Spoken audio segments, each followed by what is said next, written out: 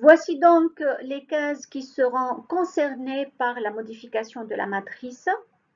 Vous remarquez maintenant que le plus petit élément du tableau partiel, c'est la valeur 4. On va le retrancher à toutes les cases du tableau partiel et on va l'ajouter aux cases qui étaient doublement tracées. Ce qui va nous donner la matrice suivante, modifiée.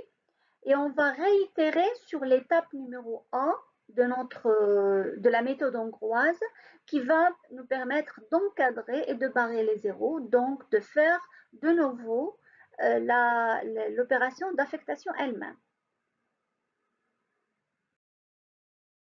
Donc maintenant, on va chercher la ligne qui comporte le moins de 0 non barré. Ici, nous avons deux, une seule, un seul 0, un seul et deux. Donc, on va opter pour la M2.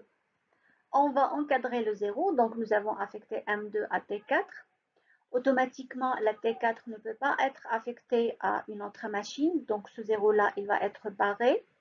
De nouveau, c'est la ligne M1 qui l'emporte maintenant parce qu'elle a un seul 0 et elle est la plus haute. On va affecter la T3 à M1 et on va barrer tous les zéros qui se trouvent sur la même ligne ou bien sur la même colonne. Donc T3 ne peut pas être affecté encore à M5. Maintenant, c'est la ligne M3 qui va être traitée. On va encadrer son 0. Vous voyez que la T5 a été affectée à M3. Sur la même colonne, sur la même ligne, il n'y a pas de 0 à barrer. Donc, je redescends. M4 contient un seul 0. Je le prends.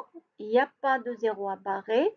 Et je descends sur la ligne de M5 qui contient un seul 0 maintenant que je dois encadrer. Donc, M5 a été affecté à T2.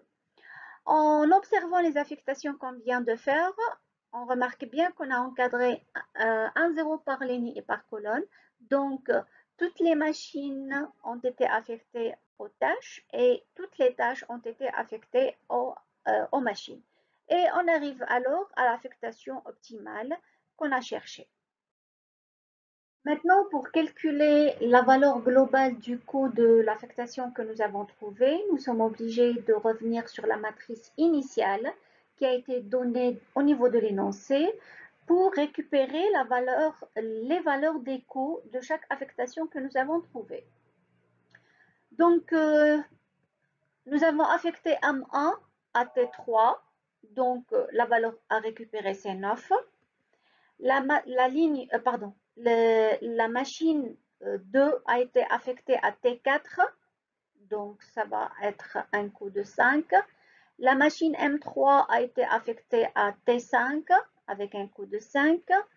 La M4 a été affectée à T1, donc avec un coût de 4. Et la même chose pour M5 avec une valeur de 9. Et ainsi, on va se retrouver avec un coût global d'affectation qui est égal à 32. Et ceci, c'est la valeur optimale qu'on peut réaliser vu les données initiales qui ont été tracées dans l'énoncé. Voilà, merci de votre attention.